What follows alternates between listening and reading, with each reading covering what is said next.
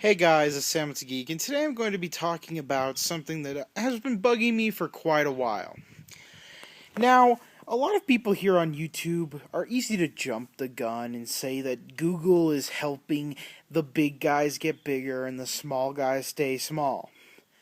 I'd say they are helping everyone stay small nowadays. It's a really interesting thing because Google set up these monopoly channels through their old way of using YouTube, but on accident, got them too big, and now they kind of have the power. Channels like Yoush and Machinima and all these collab channels found an ingenious way to make YouTube inside of YouTube. You see, the biggest problem for YouTube for years was trying to make money off of it. And using the partnership program, YouTube finally had a way to make money from YouTube. And doing this obviously made a lot of people a lot richer because now people can make money from YouTube as well using Google AdSense. If Google really wanted to, they could put ads on every video, but they couldn't legally do that since some of the videos are not legal to put advertisements on. So they created a thing called partnerships. And since no other video website could really compete with YouTube, even websites like Blip or Vidler and stuff like that, that did have ways to make money off of it, couldn't really compete with YouTube because YouTube had such a monopoly. However, partnerships ended up being one of the biggest downfalls of YouTube because users made these things called collab channels. Collab channels existed before partnerships. Machinima's been around for fucking ever. People just didn't know about Machinima until the Call of Duty commentary phase. But Machinima's been around forever.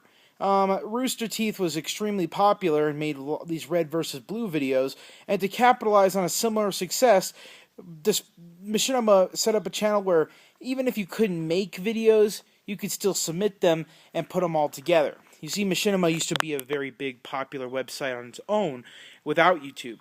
But that only lasted for so long because YouTube is a monopoly, and YouTube smushed them out. So the best way to defeat YouTube in Machinima's eyes was to join them.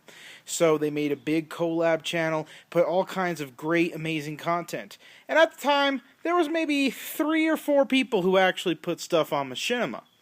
Now, Machinima realized that they could actually use this to their advantage. So they took other popular videos in the video game scene. You know, they looked at, maybe even though we're named Machinima, maybe we shouldn't just do just Machinimas. Because although Machinimas are profitable and easy to make, there are things that are way more easier to make and way more profitable. So they went to the video game scene and took things like unboxings and midnight releases and all the standard cliches of any random gaming channel, and then Let's Plays and commentaries once they got into some agreements with video game companies. And they knew that it seemed to people that it would be a lot easier to get discovered through Machinima than through going through the YouTube channels themselves. And that's the same problem to this day. You see, YouTube now lets anyone be a partner. Why did they do this? People are still confused about this because it leaves them open to huge liabilities. Let's say if a YouTuber, puts ads on a video that they shouldn't. It was to kill these collab channels. Because these collab channels aren't only bad for YouTube, they're bad for the community, and soon they'll be bad for everyone involved. You see, the ultimate downfall of these collab channels is the fact that the more users that are on them, the less content will be seen. You see, it used to be profitable to join a collab channel. That's how White Boy 7th Street got famous, and that's how a lot of these little guys became huge on YouTube, because they were only a drop in the bucket. I mean, they were a big amount of the views. There's only, I think for a time there was only like 40 Machinima directors or something like that, some very small, minuscule amount. But then Machinima got greedy, and they realized it doesn't matter who it is. And that's how White Boy 7th Street and people like that got famous, because it doesn't matter about talent. You already have a certain amount of subscribers, and they'll watch whatever the fuck you put out anyway, whether it's good or bad, because people are bored, they're looking to watch, and they'll click whatever the hell's on their subscriptions. So it doesn't matter if the videos are good or bad. So Machinima just took tons of people in. It didn't matter if their videos were terrible. It doesn't matter if their video quality was terrible. It doesn't even matter if their audio quality was terrible. They just threw them on their channel and got tons of views because they dominated all the major spots. No matter what, there was a Machinima video on some type of list somewhere out there. And that made Machinima huge. And now it's making Yoush huge because there's just tons of users. And it used to be a good idea to join Machinima or Yoush or any of these things because you would be a part of a select elite group. Now you're just a drop in the bucket. So it doesn't matter who you are, and if you join Machinima, you're probably likely to make less money than you would on your own YouTube partnership. Which is why what Google's doing is actually helping us. I find all these interesting videos popping up on my subscription list about how YouTube's evil and they're trying to just promote big channels. But in reality, it's just a lot of user error. You see, if you really are missing a lot of videos in your subscription feed, all you have to do is click Uploads Only, and then click View, and then click Everything.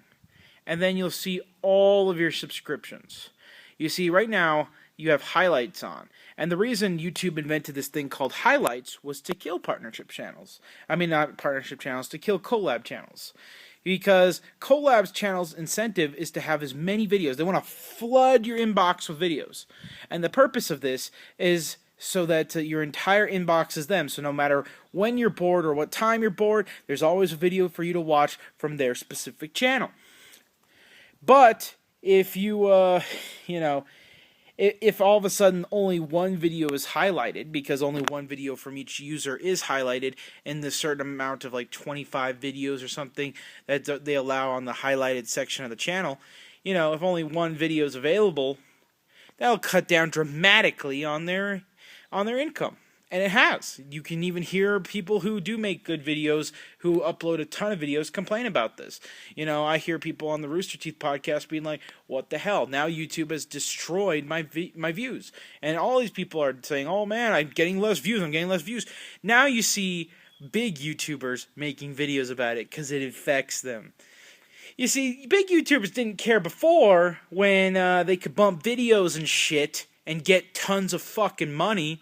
And YouTubers didn't give a shit before when they could use false thumbnails and miscategorize videos and abuse the most viewed list. But now Google has removed the most viewed list. They've removed the most discussed list. There's no incentive to get views and discussions and shit going on. The like, comment, subscribe shit doesn't do shit now. It won't get them noticed. It's no longer a factor. Now, uploading tons and tons and tons of videos, flooding your inbox is no longer a factor because only one of their videos on the majority of people who don't know how to work the YouTube homepage gets shown. And, you see, all these people are complaining because they're not getting their money. Machinima's very weary of this, and so is Yoush and all that. And talkings are, they might even move to different video sites, but I don't think their fans will follow them. You see, the beauty of YouTube is that everyone's replaceable. Everyone's replaceable. All these big YouTubers are replaceable. Remember when Knowles and SXE Phil and Chris Crocker and all that were the top of YouTube? Remember when Fred was the top of YouTube? Hell, that was a shorter time ago. Fred, one of the number one most subscribed channel on YouTube. And he didn't even cheat, which is the weird part. But he was the biggest stuff. Nowadays, it's completely changed. And that's because people get fed up with you. Doesn't matter who you are, you're going to reach a peak in your so-called YouTube career, and then it's going to stay status quo for the rest of your channel's life. And for a lot of Machinima people, that time is now. And for Machinima itself, it's going to come soon. Because now it's harder for them to see the videos. Now there's no way to exploit the system. Now there's no way to manipulate numbers and shit and trick people. And now it's hard to even get any YouTube video views. which I think is brilliant. A lot of people may hate me for saying this, but I love all of Google's changes. It's dramatically made YouTube a more fair website in terms of delivering content. I think now if someone that has 0 subscribers has 10 times the amount of chance of getting views than they did a year or 2 ago. Not as much as they did 3 or 4 years ago when, the most recent uploads list existed, which was the way to actually get the most content and the most amount of views on new channels and stuff. But I think it's a lot more fair than it was in 2009, 2010, 2011. I think that a new YouTuber starting now has a way better chance of getting content out there. And I think it's cutting down on some things. You even see popular YouTubers having to find creative ways of entertaining people because the same old shit isn't working anymore. You can't just do a quick cut blog and that get hundreds of thousands of views anymore. You can't just do an unboxing or a room tour or all that shit and get hundreds of thousands of views anymore because those videos were easy to make, but they had to spend all the time manipulating, video categories and, like bots and all that shit. But YouTube's now a much fairer place, and I actually like the way Google's handling this. I think it's not only good for Google, because then Machinima can't threaten to leave and actually have a legitimate power, because they'll eventually lose power now. And all these big companies can't really threaten YouTube. And it's good for us because more individual channels and individual partnerships and individual reasons for making money. It promotes individuality and not this collab group mentality. Hey,